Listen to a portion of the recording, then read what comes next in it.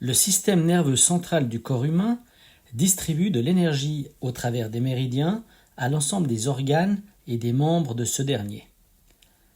Ce système nerveux central est protégé par le système immunitaire. Il se peut que ce système immunitaire soit affaibli et que sa fonction de protection pour le système nerveux s'affaiblisse d'autant.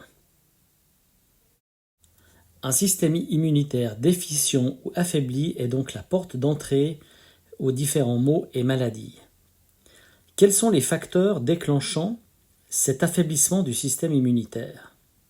Nous avons par exemple le stress, le surmenage, les angoisses, la tristesse, la dépression, le manque d'activité physique ou le trop d'activité physique.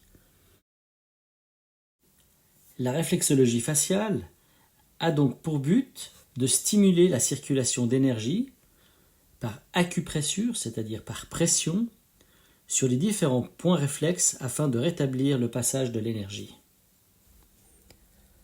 Il existe 22 cartes faciales différentes et 550 points réflexes sur le visage.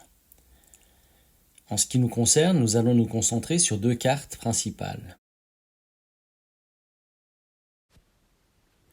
Notez toutefois qu'un point réflexe se situant par exemple entre les sourcils pour traiter une nuque raide peut, selon une autre carte faciale, se trouver ailleurs sur le visage, cependant avec la même action.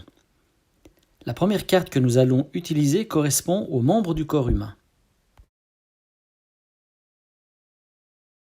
Concentrons-nous sur la silhouette en rouge. Nous voyons que la tête se situe à la base du front, que les épaules ainsi que la nuque se trouvent entre les 2 yeux. Les bras vont suivre le pli naturel de l'arcade sourcilière et les mains vont se retrouver à la hauteur des tempes.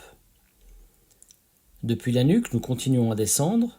Nous avons le thorax qui est représenté sur l'arête du nez avec la colonne vertébrale et la cage thoracique.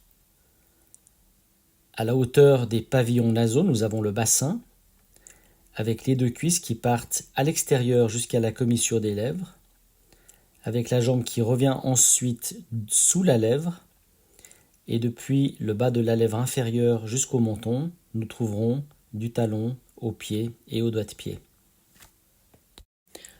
Nous voyons le principe de correspondance de forme, à savoir que si une douleur doit être traitée au niveau de la nuque, l'action d'acupressure s'effectuera probablement entre les 2 sourcils.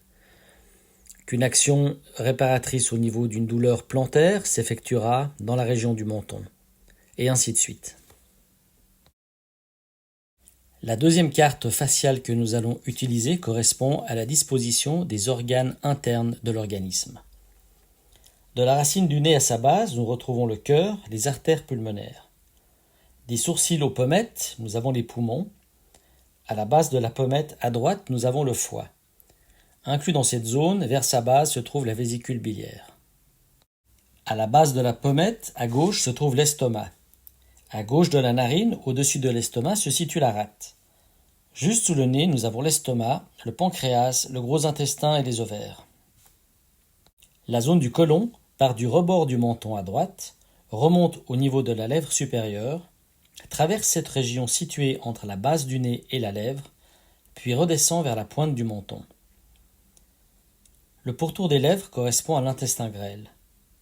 De la partie supérieure du menton à ses rebords, nous avons l'utérus, les ovaires, la vessie et le rectum. De chaque côté de la bouche, nous avons les reins, à droite et à gauche, et les glandes surrénales. Nous voyons ainsi que quelques connaissances rudimentaires de l'anatomie humaine nous permettent de comprendre quelle région du visage va être sujet à des gestes d'acupressure en fonction des organes à traiter.